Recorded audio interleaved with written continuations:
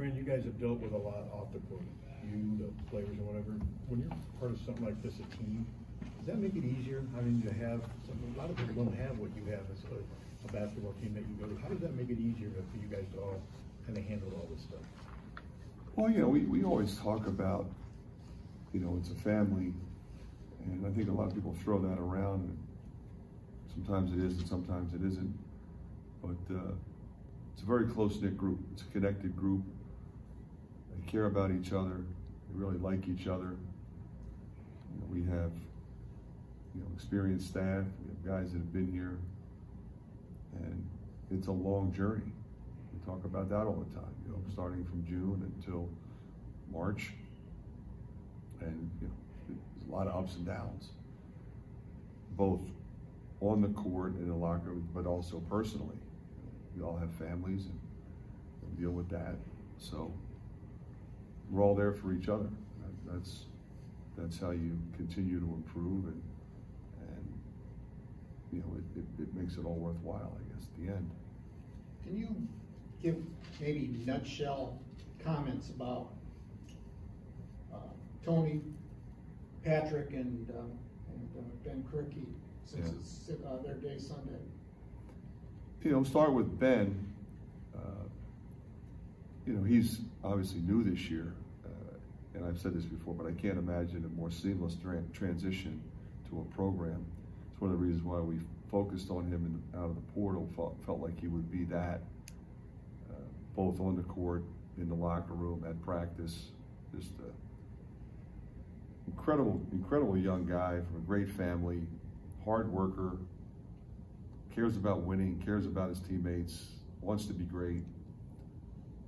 Tony, he came in here with, I think, an idea that he wanted to prove that he could play at the Big Ten level, and was thankful for the opportunity, and every chance we gave him early on, he produced, earned a starting position. Was probably one of the main reasons we won a championship that year, and has continued to get better. Great character, great family, just a very impressive guy to be around, very well thought of in the locker room. Patrick, he's been here 5 years, graduated from here, grew up here, obviously was in the gym here most of his life. I think he was in 4th grade when we got here. He's had some things he's had to deal with, but has really persevered. I'm very happy to see him get 1,000 points, but his leadership this year has been tremendous. And I would say the same for those other two guys as well. Patrick is a lot more vocal by nature, incredibly versatile. He gives us the opportunity to go big, to play small, but he can score, and he's a guy that really truly understands how to play the game and how to win. He's been involved here on a number of winning teams, so he knows how to win, and that has been very impactful on a number of different levels. You've also got a 5th-year senior and a 4th-year senior being on it. Of course, but you don't have that a lot anymore in college basketball. A lot of these senior days are players that spent 4 years somewhere else.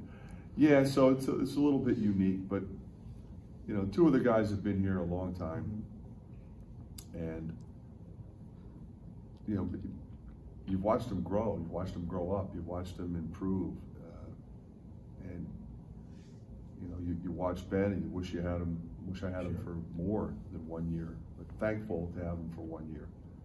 Patrick for 5 has been a blessing, and same with Tony. And those guys, sort of set the standard for the young guys when they come in. We've got a lot of young guys that have contributed this year, but they've had great examples on how to prepare and how to work, and essentially how to win.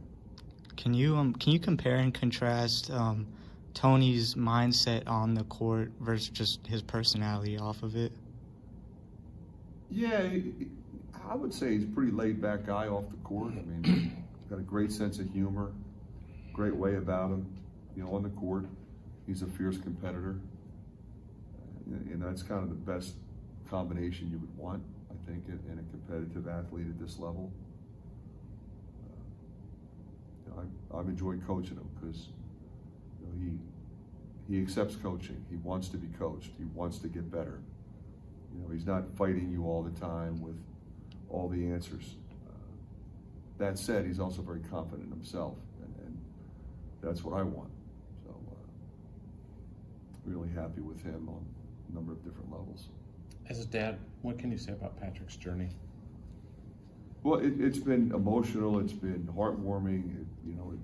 There have been times when it's been difficult for him, but he has continued to persevere in a very professional way. And I think has the unbelievable respect of everybody in that locker room, every member of the coaching staff. And for me, I just, as a dad, just want him to have fun. Obviously we have expectation for our players and how to prepare and how to compete. And we have an expectation of how we're going to perform. And he understands that completely. He's been tremendous in every way. He could also come back. He could. Have you guys started discussing that? Yeah, I a little bit. I think he's locked into finishing the year strong. He may come back, he may not. He has the option to go somewhere else for a year. So we'll see. We'll see what he decides. Tony could come back. Same with Tony. Yeah. It seems like for much of this Big Ten season, you guys have been knocking on the door of being cohesive, maybe, or just being flat out good. But the last 5 games, roughly, you seem to have reached a higher level. I don't know if you agree with that or not, but why is this team sort of taking the step forward that it has? Well, I think you always hope that your team will continue to get better. The league is as balanced as it's been, certainly since I've been here. Every game seems like it's going to be close. Not just the games that we're involved in, but the other games as well. So you have to figure out how to win those close games if you can. And we've done that recently. But I'm just proud of the fight. The season started with kind of a new group. We were thankful to have the overseas trip in the off season to kind of come together a little bit. And you typically figure out throughout the season combinations, sub-rotations that work. And we've had some guys that have really stepped up. That's what you have to do in this league. You said before the Michigan State game that Tom isn't retiring soon and that you're not planning to either. Just wondering if you could expand on kind of what your future ambitions are in the profession. I don't know that they've changed much. It's pretty much the same every year.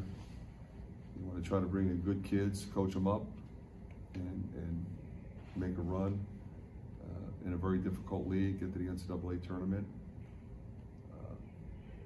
So really hasn't changed much in 41 years. What's your thoughts on Dartmouth players unionizing? What do you think how it's gonna impact the future?